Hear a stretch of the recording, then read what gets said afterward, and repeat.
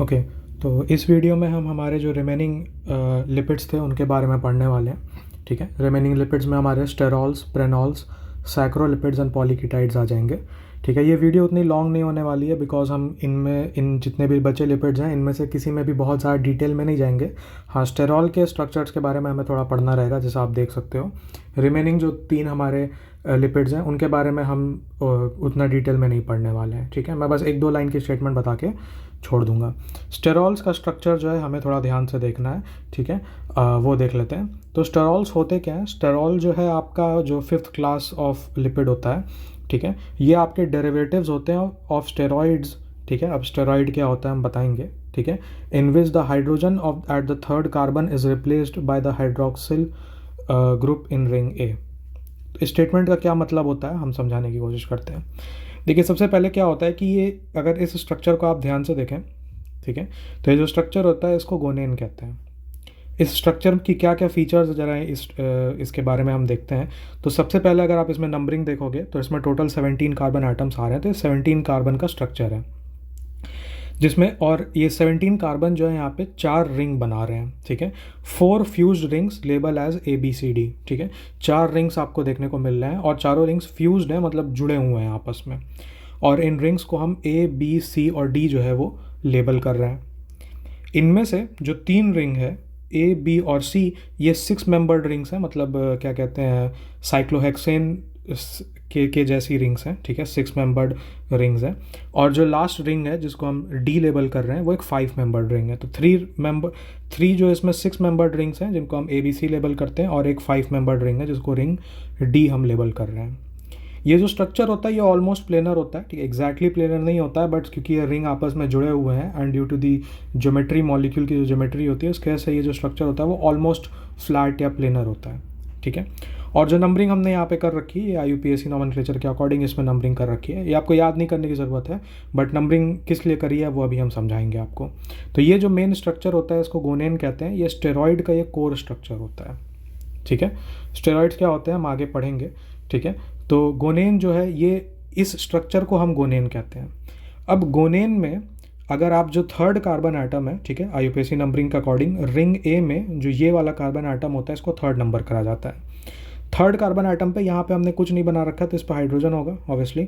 ठीक है, इस हाइड्रोजन को अगर आप हटा के वहाँ पे हाइड्रोक्सिल ग्रुप या OH ग्रुप लगा देते हो, ठीक है, तो इसको हम गोनान-3-ऑल बोल सकते हैं। 3rd पोजीशन पे अल्कोहल लग गया।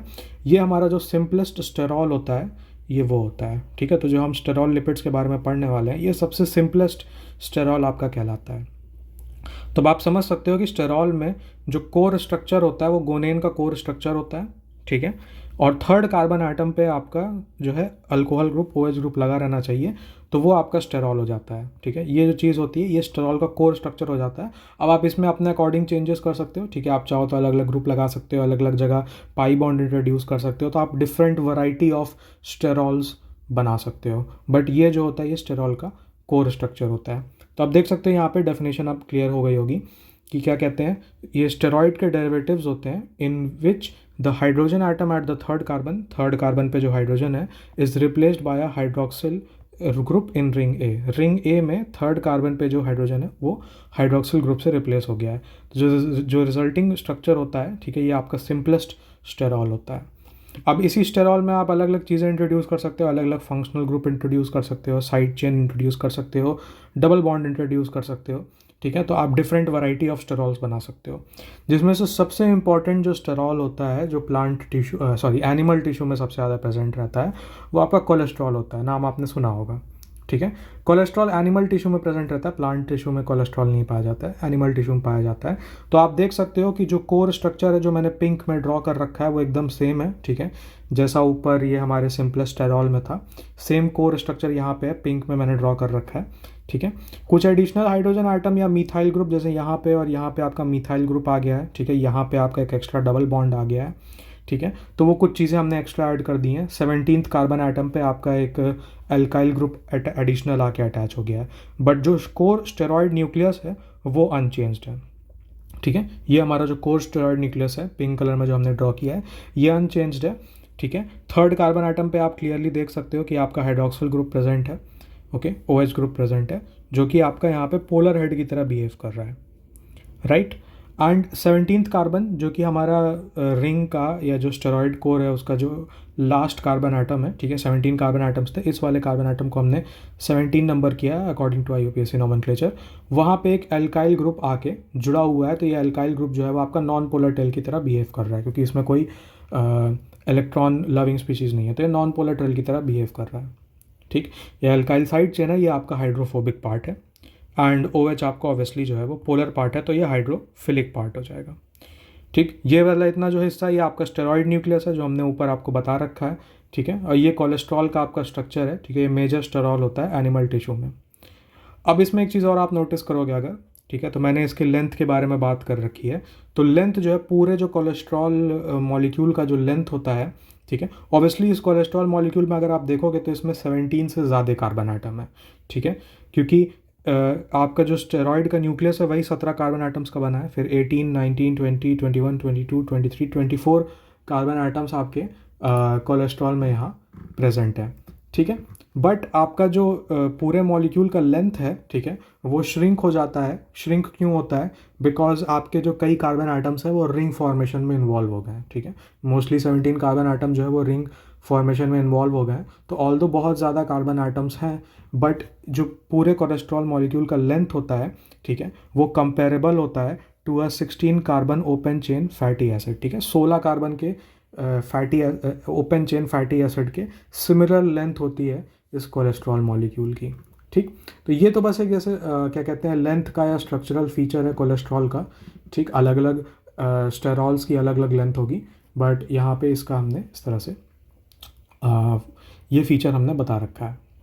ओके, तो स्टेरॉल्स में आपको ज़्यादा नहीं जानना है, बस इतना ही जानना है। ठीक है, अगर एग्ज़ाम में इससे कुछ रिलेटेड आएगा तो जो स्टेरॉइड न्यूक्लियस है उसी से रिलेटेड क्वेश्चंस आते हैं। इसमें कितने कार्बन आइटम है स्टेरॉइड न्यूक्लियस में, कितने रिंग्स हैं, कितने रिंग उसमें 6 मेंबर के हैं, कितने रिंग 5 मेंबर्ड हैं, ठीक है, स्ट्रक्चर प्लेनर है कि नहीं है, ये सारी चीज़ें उसमें पूछी जाती हैं। ठीक है, OH ग्रुप आता है तो कौन सा, ये इंपॉर्टेंट क्वेश्चन है। ठीक है, OH ग्रुप कौन से कार्बन आइटम पे आता है, ठीक है, स्टेरॉल बनने के लिए, तो वो उसमें अगर आपको MCQ टाइप क्वेश्चन है तो उसमें आपको 4 ऑप्शन दे देगा।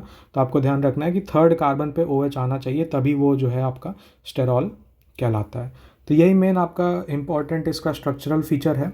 हम देखेंगे आगे स्टेरॉल्स के जो डेरिवेटिव स्टेरॉइड्स होते हैं, ठीक है, वो हार्मोन्स और मैसेंजर्स की तरह बिहेव करते हैं। ये हम जब बायोलॉजिकल प्रॉपर्टीज़ पढ़ेंगे लिपिड्स के बारे में तो वहाँ आगे आएगा। यहाँ पे हमें उतना डिटेल में जानने की ज़रूरत नहीं है, हम बस स्टेरॉल्स के स्ट्रक्चर्स के बारे में यहाँ पे हम देख रहे थे, जो कि हमने मेन कवर कर लिया है। ठीक है, अगला जो हमारा लिपिड है वो हमारा प्रीनॉल है। ठीक है, अब प्रीनॉल में देखिए मैं ज़्यादा कुछ नहीं बताऊंगा इसमें, क्योंकि ये इतने इंपॉर्टेंट नहीं है सिलेबस के अकॉर्डिंग। ठीक है, प्रीनॉल बेसिकली क्या होता है कि आपके पास दो तरह के 5 कार्बन वाले आपके कंपाउंड्स होते हैं। ठीक है, और इनको जब आप इनका जब कंडेंसेशन होता है या जब ये आपस में जुड़ते हैं, ठीक है, एक सिंथेसिस पाथवे होता है ये फॉलो करते हैं, और उनसे जो आपके लिपिड्स बनते हैं उनको हम प्रीनॉल कहते हैं। ठीक है, prenol lipids are synthesized from 5 carbon unit precursors. Precursor मतलब इनका यूज़ करते हुए आपके प्रीनॉल बनते हैं। अब ये 5 कार्बन प्रीकर्सर्स दो आपके isopentenyl diphosphate and dimethyl allyl diphosphate है, जिनका स्ट्रक्चर यहाँ नीचे बना हुआ है। आपको याद वाद करने की कोई ज़रूरत नहीं है, बस आप स्ट्रक्चर यहाँ पे देख लो। दोनों 5 मेंबर्ड स्ट्रक्चर्स हैं। ठीक है, इस तरह से आप देख सकते हो 1 2 3 4 एंड 5। ठीक है, यहाँ पे भी, और ये भी 1 2 3 4 5 मेंबर्ड के जो कार्बन चेन है, और साइड में जो है वो डाईफॉस्फेट आपका लगा हुआ है। ठीक है, ये डाईफॉस्फेट जो होता है ये आपस में केमिकली रिएक्ट करते हैं, एक मैकेनिज्म पाथवे होता है जो ये फॉलो करता है, और फिर इनके कॉम्बिनेशन से या इनके कंडेंसेशन से जो लिपिड बनते हैं उनको हम प्रीनॉल कहते हैं। जैसे यहाँ पे एक नीचे एक एग्जांपल दे रखा है, ठीक है, प्रीनॉल लिपिड का। ठीक है, ये आपका जो है ये एक प्रीनॉल लिपिड है। ओके, अब इनका सिंथेसिस कैसे होता है, कैसे ये बनते हैं, ये एक अलग कोर्स होता है। ठीक है, जहाँ पे हम biological metabolisms and biological pathways पढ़ते हैं। ठीक है, वो इस सिलेबस या इस कोर्स से रिलेटेड नहीं है, तो यहाँ पे हम इन प्रीनॉल्स के बारे में ज़्यादा डिटेल में नहीं पढ़ेंगे। ठीक है, अगला जो हमारा आता है सैक्रोलिपिड्स होता है। सैक्रोलिपिड आप नाम से थोड़ा बहुत समझ सकते हो। ठीक है, सैक्रो मतलब शुगर होता है। ठीक है, तो वो लिपिड जिनमें शुगर प्रेजेंट होता है, sugar as a backbone present होता है, उनको हम सैक्रोलिपिड्स कहते हैं। ठीक है, डेफिनेशन ही वही है। ठीक है, saccharolipids are compounds in which fatty acids are linked to sugar backbone. ठीक है, फैटी एसिड जो है वो शुगर के बैकबोन पे जुड़ा हुआ है, तो हम उसको सैक्रोलिपिड कहते हैं। ठीक है। जैसे आपका ग्लिसरोलिपिड्स एंड ग्लिसरोफॉस्फोलिपिड्स में अगर आपको याद होगा, ठीक है, जो हमने पहले की वीडियोस में पढ़ रखा है कि ग्लिसरोलिपिड्स एंड ग्लिसरोफॉस्फोलिपिड्स में आपका जो बैकबोन होता था वो ग्लिसरॉल का बैकबोन होता था, ठीक है। और फिर ग्लिसरॉल पे आपके 2 या 3 फैटी एसिड अगर आप लगे हुए हैं तो वह आपके ग्लिसरोलिपिड्स या ग्लिसरोफॉस्फोलिपिड्स बन जाते थे, ठीक। अब यहाँ पे इंस्टेड ऑफ ग्लिसरॉल आपका जो बैकबोन है वो आपका कोई शुगर है, ठीक है। वो आपका मोनोसेक्राइड हो सकता है, डाइसेक्राइड हो सकता है, कोई भी शुगर हो सकता है। जैसे यहाँ पे अगर आप इस एग्जांपल में देखो तो यहाँ पे आप देख सकते हो कि ये एक डाइसेक्राइड है, ठीक है, क्योंकि इसमें 2 मोनोसेक्राइड यूनिट्स हैं या 2 6 मेंबर्ड रिंग्स हैं जुड़े हुए हैं आपस में, ठीक है। तो और फिर जो दोनों आपके जो ये जो डाइसेक्राइड है इसमें आप देख सकते हो कि यहाँ पे फैटी एसिड आपके इस तरह से आके नीचे लगे हुए हैं, ठीक। तो ये आपका शुगर का बैकबोन हो गया और उसमें फैटी एसिड इस तरह से आके लगे हुए हैं, तो ये आपका सैक्रोलिपिड हो जाता है, ठीक है। अगेन इसमें आपका जो पोलर हेड है वो क्या हो जाएगा, आपका शुगर मॉलिक्यूल हो जाएगा, ठीक है, शुगर बैकबोन हो जाएगा, और नॉन पोलर टेल्स आपके जो फैटी एसिड्स हैं वो आपके नॉन पोलर टेल्स हो जाएंगे। तो मेन हमको बस इतना ही इसमें पढ़ना है सैक्रोलिपिड्स में। अगेन ज़्यादा डिटेल में नहीं जाना है क्योंकि आप स्ट्रक्चर देख सकते हो कि काफ़ी कॉम्प्लिकेटेड होने लगा अब यहाँ पे, ठीक। तो बस इतना ही हमें जानना है। हाँ, इस चीज़ का बस ध्यान रखिएगा कि स्ट्रक्चर में हम जब पढ़ते हैं तो स्ट्रक्चर में हम ध्यान रखते हैं कि पोलर और नॉन पोलर पार्ट्स किसी भी लिपिड का क्या होता है, ठीक है। तो सैक्रोलिपिड में आपका पोलर पार्ट, आपका जो शुगर पार्ट है वो पोलर हो जाएगा, एंड नॉन पोलर जो है आपका फैटी एसिड ऑब्वियसली, क्योंकि उसमें long chain alkyl group present है, तो वो आपका नॉन पोलर पार्ट हो जाएगा। उसी तरह से अगर मैं स्टेरॉल की बात करूँ तो स्टेरॉल में आपका जो 3rd कार्बन पे OH लगा है वो पोलर हेड है, ठीक है, या हाइड्रोफिलिक पार्ट है, एंड 17th कार्बन पे जो आपका अल्काइल चेन लगा हुआ है वो नॉन पोलर टेल की तरह बिहेव कर रहा है, हाइड्रोफोबिक पार्ट है कोलेस्ट्रॉल में। लास्ट जो हमें लिपिड पढ़ना है वो हमारा पॉलीकीटाइड है। अगेन इसके बारे में हमें एकदम डिटेल में नहीं जानना है, इसलिए मैंने बस एक लाइन लिख के छोड़ दिया है कि पॉलीकीटाइड्स जो होते हैं वो पॉलीमराइजेशन से बनते हैं, पॉलीमराइजेशन से सिंथेसाइज होते हैं ऑफ एसिटाइल एंड प्रोपेनॉइल सब यूनिट्स, ठीक है। इनका जो पॉलीमराइजेशन होता है, ठीक है, मतलब बार बार ये यूनिट्स आपस में जुड़ते हैं, तो उनके सिंथेसिस से आपके पॉलीकीटाइड्स बनते हैं, ठीक है। तो पॉलीकीटाइड्स के बारे में हमें एकदम ज़्यादा जानने की ज़रूरत नहीं है, और ना ही हमें प्रीनॉल्स के बारे में ज़्यादा जानने की ज़रूरत है, क्योंकि हम यहाँ पे बायोलॉजिकल मेटाबॉलिज्म या बायोलॉजिकल पाथवेज हम इस कोर्स में नहीं पढ़ रहे हैं, तो हम इनके बारे में ज़्यादा डिटेल में नहीं पढ़ेंगे। ओके, तो इस वीडियो में हमारे बस इतना ही जानना था, ठीक है। मैंने जो हमारे जो लिपिड मैप्स के अकॉर्डिंग जो लिपिड्स के 8 क्लासिफिकेशंस थे वो मैंने बता दिए, ठीक है। मैंने ज़्यादा डिटेल में नहीं ऑब्वियसली कवर किया है, बस मैंने वो जो 8 क्लासिफिकेशंस थे उनको कवर करने के लिए मैंने यहाँ पे रिमेनिंग 4 बता दिए हैं, ठीक है। इन 4 में ऑब्वियसली आपका जो स्टेरॉल है वो स्ट्रक्चरली सबसे ज़्यादा इंपॉर्टेंट स्टेरॉल ही है आपका, ठीक है। एंड इसके पहले जो हमने फर्स्ट 4 हमारे जो लिपिड्स पढ़ रखे थे उनके स्ट्रक्चर्स ही ज़्यादा इंपॉर्टेंट है।